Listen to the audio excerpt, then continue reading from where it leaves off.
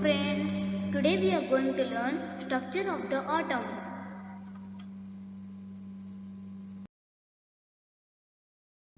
Charged particles in matter. Atoms have three types of subatomic particles. They are electrons, protons and neutrons. Electrons are negatively charged, protons are positively charged and neutrons have no charge. The mass of an electron is 1 by 2000. The mass of a hydrogen atom.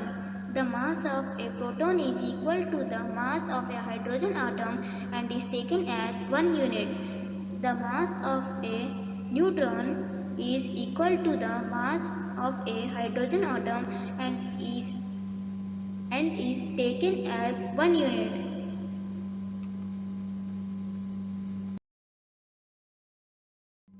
The discovery of two fundamental particles inside the atom led to the failure of this aspect of Dalton's atomic theory. It was then considered necessary to know how electrons and protons are arranged within an atom. For explaining this, many scientists proposed various atomic models. J.J. Thomson was the first one to propose a model for the structure of an atom.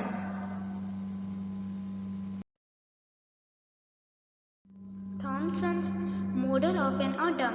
Thomson proposed the model of an atom to be similar to that of a Christmas pudding. The electrons in a sphere of positive charge were like currents in a spherical Christmas pudding. We can also think of a watermelon. The positive charge in the atom is spread all over like the red edible part of the watermelon, while the electrons are studded in the positively charged sphere like the seeds in the watermelon.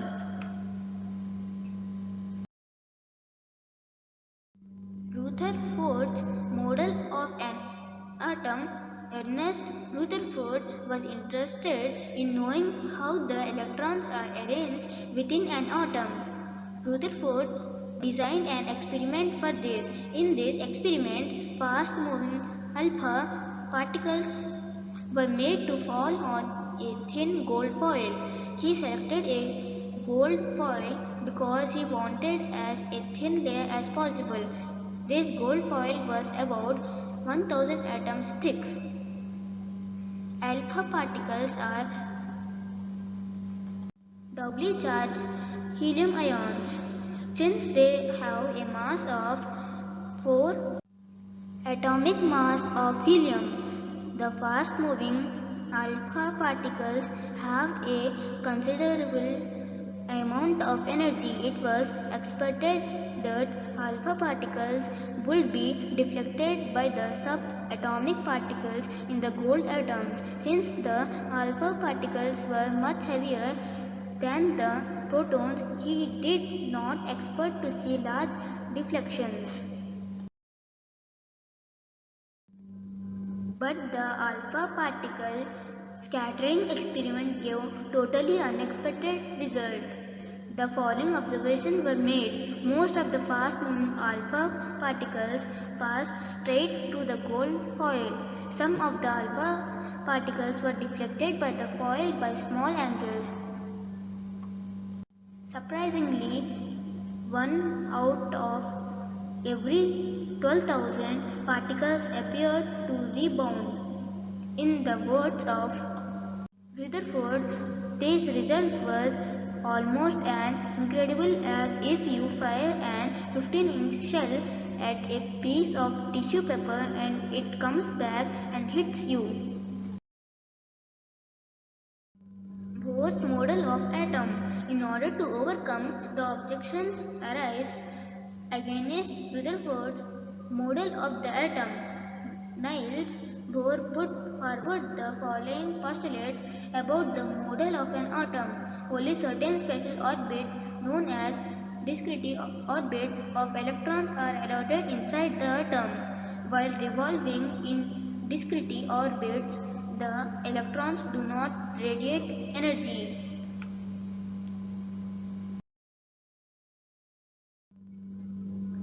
neutrons in 1932, J.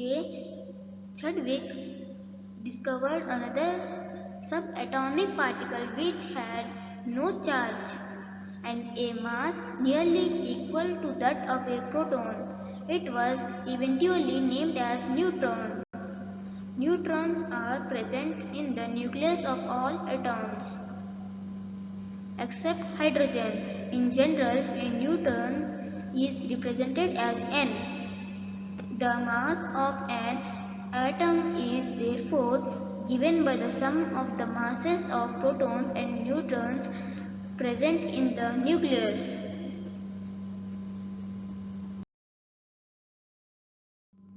The electrons present in the outermost shell of an atom are known as the valency electrons. From the Bohr-Bury scheme, we also know that the outermost shell of an atom can accommodate a maximum of 8 electrons.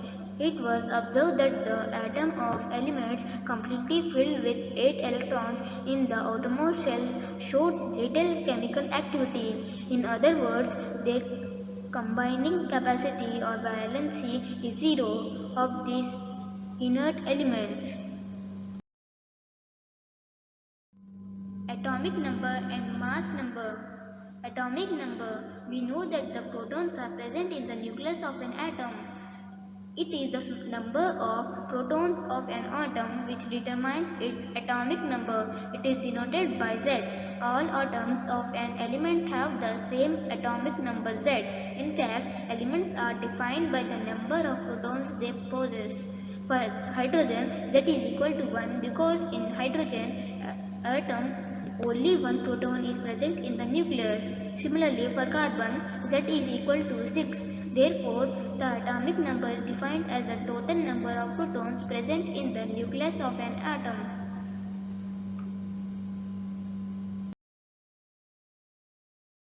Mass number. After studying the properties of the subatomic particles of an atom, we can conclude that mass of an atom is practically due to protons and neutrons alone. These are present in the nucleus of an atom.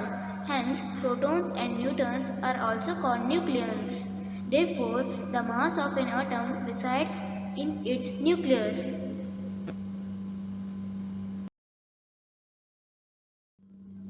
Isotopes in nature. A number of atoms of some elements have been identified which have the same atomic number but different mass number.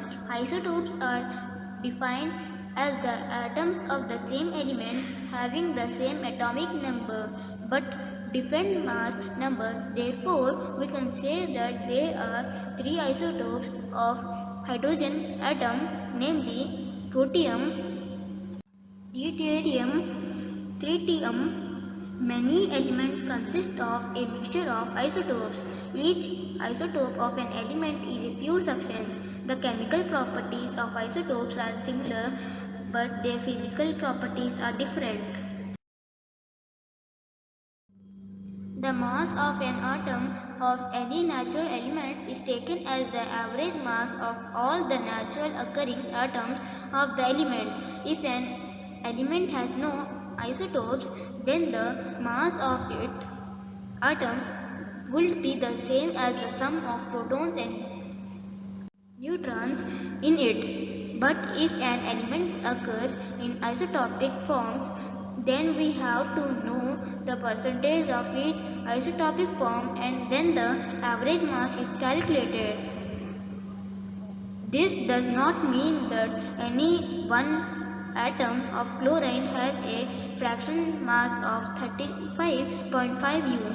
It means that if you take a certain amount of chlorine, it will contain both isotopes of fluorine and the average mass is 35.5 U. Isobars. Let us consider 2 elements, calcium, atomic number 20, and argon, atomic number 18. The number of protons in these atoms is different, but the mass number of both these elements is 40. that is the total number of nucleons, is the same in the atoms of this pair of elements. Atoms of different elements with different atomic numbers which have the same mass number are known as isobars.